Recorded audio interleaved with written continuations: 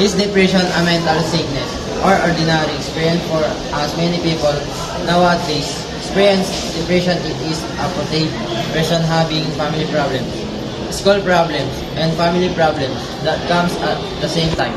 As obvious like insecurities, feeling worthless, failing grades, past physical, sexual, or emotional abuse, and can cause depression. According to experts, depression is that can cause persistent feeling or sadness and loss of interest. Also in major depression, order or critical depression, it affects how you feel, think, and behave can lead to a variety of emotional and physical problems.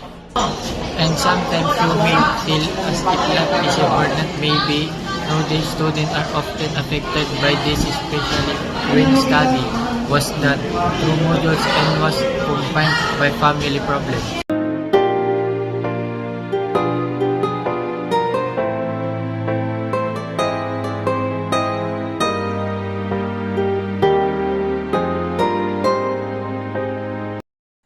Depression is not what you think.